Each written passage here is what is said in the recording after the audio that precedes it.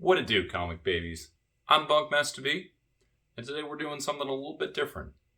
Now, normally when I do these silly little videos, I come to you and I'm like, hey, here's something I like a lot. Like a lot. Something I like a lot.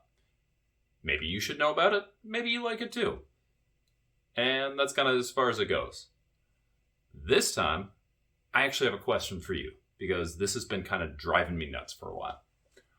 I've done a whole bunch of reorganizing of my comic shelves, really over the last few years. I've gone through different configurations. If you go back and you watch the old collection tour that I did last year, the quality's super low, the thumbnails super cringy, but you can see I have a different layout now, and I've gone back for space reasons and done some different things. But one thing I keep going back and forth is, where the heck do you put perfect bound books? Because sometimes I feel like I should put them in a long box. Sometimes I should put them on the shelf. And honestly, I'm not really sure. And so this is where I need your guys' help. I want to show you some different sizes. I want to show you specifically some different spines. Let me know where you think they should go. In the box, on the shelf. Let's take a look.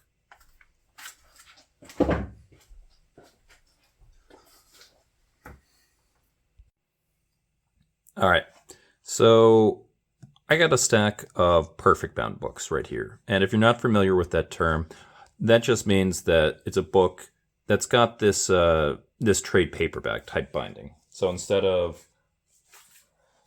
a comic like Good Boy that you can see gets the staple treatment, if it will zoom in, come on now.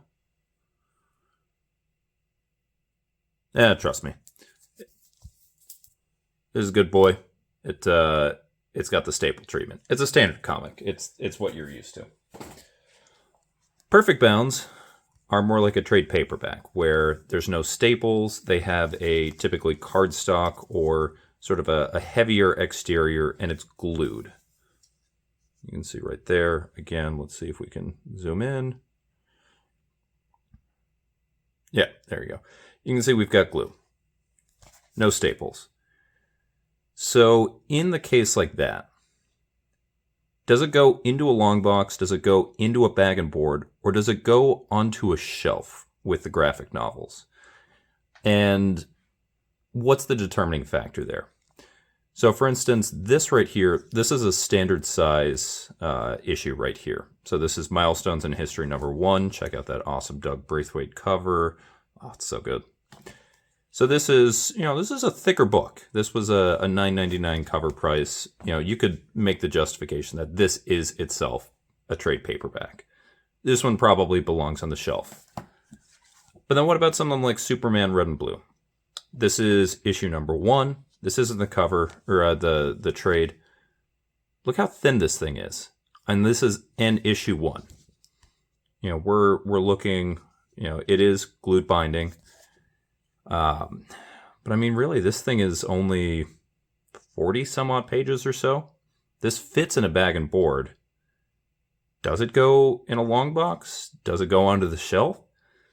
Is it the number of pages that determine where it goes? I honestly have no idea. I've put it on the shelf. I put it in the box. I haven't figured it out yet. So standard size, perfect bound. When does it go on the shelf? When does it go in the box? And then next up, we've got some oversized stuff. So this is Last Ronin #1. This is, it's a little bit larger, and it's actually bigger than the hardcover. So this is the hardcover that came out. That's got all of the issues together.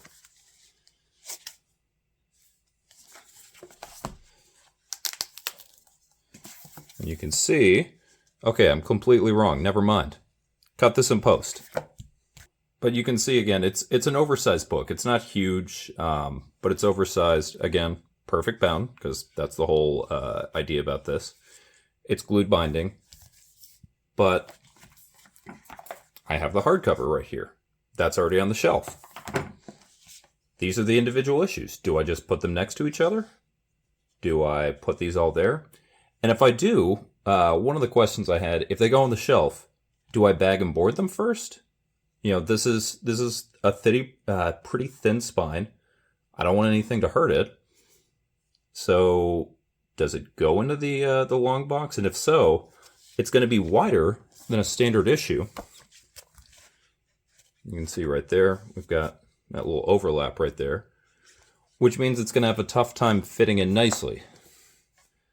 So where does this one go? Then next up, we have our DC Black Label stuff. You guys have heard me talk about this one, Catwoman Lonely City. Probably the best book I read last year, Cliff Chang. I've talked enough about this one.